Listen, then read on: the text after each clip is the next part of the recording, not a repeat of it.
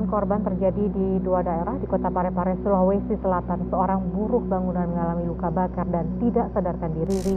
Sementara di Lumajang, Jawa Timur, pemirsa, dua pekerja tewas di dalam truk tangki yang sedang melakukan pembongkaran pupuk cair. Sebenarnya, ada nggak sih tumbal proyek itu?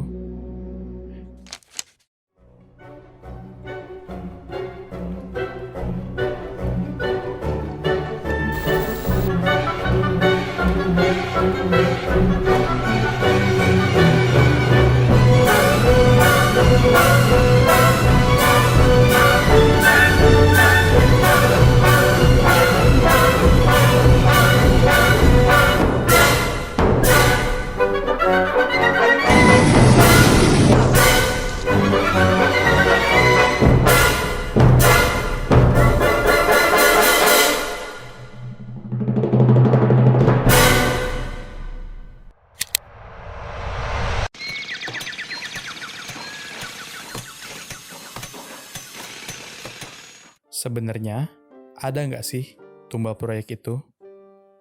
Banyak mulai dari meme, candaan di sekitar dunia perkampusan, atau sekedar dari mulut ke mulut para kuli proyek di lapangan, istilah tumbal proyek ini sering banget kita dengarkan. Tapi, emangnya benar ada di Indonesia? Jadi, Mintek udah riset beberapa dari berbagai sumber, nampaknya tumbal proyek ini bukan jadi omong kosong belaka, bre. Di beberapa sumber menyebutkan tumbal proyek ini benar adanya di zaman dulu ya. Karena ini terbukti dari beberapa cerita atau urban legend yang kita temukan di masyarakat. Dan tumbal proyek ini ada di zaman dulu untuk bangunan-bangunan dengan hajat yang besar atau fasilitas publik yang nantinya diperuntukkan untuk banyak orang. Ya seperti sekolahan, atau bangunan besar, tempat perkumpulan, atau kita dengar urban legend-nya atau story-nya adalah jembatan. Biasanya, tumbal proyek ini menggunakan binatang untuk persembahan. Tapi, beberapa cerita menyebutkan tumbal proyek juga dilakukan dengan manusia sebagai tumbalnya. Dan untuk binatang biasanya digunakan kepala seekor kerbau atau kambing, ataupun bisa juga kepala seekor domba. Dan persembahan ini memang mengundang banyak pro kontra. Kenapa Mintek sebutkan zaman dulu? Karena praktik ini terjadi pada sekitar tahun 70 sampai 80-an di beberapa proyek konstruksi. Dan yang seperti Mintek sebutkan tadi, yang seringnya sih ya di konstruksi jembatan. Jadi, ada sebuah kisah bahwa di tahun 70 sampai 80 untuk proyek konstruksi jembatan, orang proyek bakal mencari sepasang anak kecil, laki-laki dan perempuan di lokasi sekitar proyek.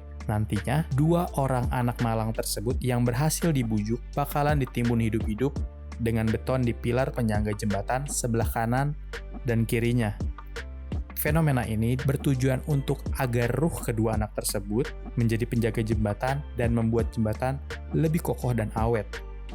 Tapi hal tadi menjadi nggak begitu make sense kalau ditarik ke lini waktu sekarang, di mana sudah banyak berbagai teknologi modern yang dapat menjamin bangunan dengan struktur kuat dan awet. Hanya saja prakteknya harus jauh dari korupsi yang menjadi musuh bagi negara tercinta ini. Dan harusnya manusia modern sekarang lebih menggunakan akal sehat dan ilmu pengetahuan yang cukup untuk melaksanakan sebuah proyek tanpa tradisi yang sama sekali nggak masuk akal.